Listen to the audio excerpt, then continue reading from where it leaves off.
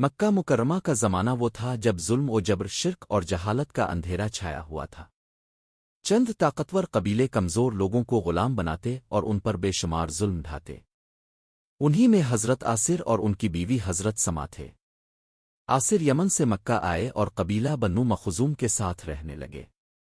وہ آزاد نہ تھے بلکہ ایک طرح سے قبیلہ کے زیر سایہ زندگی گزارتے تھے۔ آصر اور سما کے بیٹے حضرت عمار بعد میں اسلام کے عظیم صحابی بنے۔ یہ خاندان قریش کے سرداروں کی نگاہ میں کمزور تھا، اسی لیے ان پر ظلم کرنا آسان سمجھا جاتا تھا۔ جب نبی کریم نے مکہ میں اسلام کی دعوت دی تو یہ پیغام کمزور اور غریب طبقے کے دلوں میں گھر کر گیا۔ حضرت سما، حضرت آصر اور حضرت عمار نے سب سے پہلے ایمان قبول کیا۔ یہ وہ وقت تھا جب اسلام قبول کرنے والے چند افراد ہی تھے۔ ایمان لانے کا مطلب تھا کہ قریش کے ظلم و ستم کے لیے تیار رہنا۔ مگر حضرت سما اور ان کا خاندان حق کو پہچان چکا تھا۔ وہ جانتے تھے کہ اللہ ایک ہے، محمد اس کے سچے رسول ہیں اور اسلام ہی نجات کا راستہ ہے۔ قریش کے سرداروں کو جب خبر ملی کہ آصر کا پورا گھرانہ ایمان لے آیا ہے تو وہ غصے سے پاگل ہو گئے۔ بنو مخزوم کے سردار ابو جہل خاص طور پر ان کے دشمن بن گئے۔ روزانہ ان کو گھسیٹ کر مکہ کی گرم ریت پر لے جایا جاتا، تپتی دھوپ میں کھڑا کیا جاتا اور کوڑے مارے جاتے۔ ان پر آگ دیکائی جاتی، لوہے کی زرہیں پہنا کر دھوپ میں چھوڑا جاتا تاکہ جسم جھلس جائے۔ حضرت سما اس وقت بوڑھی خاتون تھیں مگر ایمان میں پہاڑ کی طرح مضبوط تھیں۔ وہ ہر ظلم برداشت کرتیں لیکن کلمہ حق سے پیچھے نہ ہٹ۔ نبی کریم کو جب ان کے مصائب کی خبر ملتی تو اب خود تشریف لے جا کر ان کو صبر کی تلقین فرماتے۔ ایک دن اپنے فرمایا، یعنی اے یاسر کے گھر وال، صبر کرو، تمہاری ملاقات جنت میں ہوگی۔ یہ الفاظ ان کے لیے زبردست حوصلہ بن گئے۔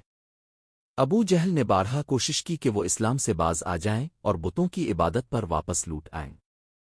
اس نے حضرت عمار کو بھی سخت عذاب دیے۔ حضرت آصر اور سما پر بھی ظلم کی انتہا کر دی۔ آخرکار ایک دن ابو جہل نے حضرت سما کو ڈرایا دھمکایا اور کہا، محمد کو چھوڑ دو، لا تو اس کو مانو۔ حضرت سما نے جلال میں جواب دیا، اے ابو جہل، محمد اللہ کے رسول ہیں اور تم جھوٹے ہو۔ یہ سن کر ابو جہل آگ بگولا ہو گیا۔ اس نے برچھی سے ان پر حملہ کیا اور وہ زخم کھا کر شہید ہو گئیں۔ یوں اسلام میں سب سے پہلے جان دینے والی ایک عورت تھیں حضرت سمیہ بنت خات۔ ان کی شہادت نے یہ ثابت کر دیا کہ اسلام کسی مال و دولت، طاقت، عجا و منصب کے سہارے نہیں بلکہ ایمان اور قربانی کے ذریعے زندہ رہا۔ کچھ ہی دنوں بعد حضرت آصر بھی ابو جہل اور اس کے ساتھیوں کے ظلم کا شکار ہو کر شہید ہو گئے۔ یوں یہ دونوں میاں بیوی اسلام کے پہلے شہید بنے۔ حضرت عمار کو بھی ناقابل بیان ظلم سہنے پڑے۔ کبھی جلتی ریت پر لٹایا جاتا، کبھی پانی میں ڈبویا جاتا۔ آخر کار زبان سے کچھ کلمات کفر کہلوانے میں ابو جہل کامیاب ہو گیا لیکن دل ایمان سے بھرا رہا۔ نبی کریم نے فرمایا کہ اگر دل ایمان پر قائم ہے تو کوئی حرج نہیں۔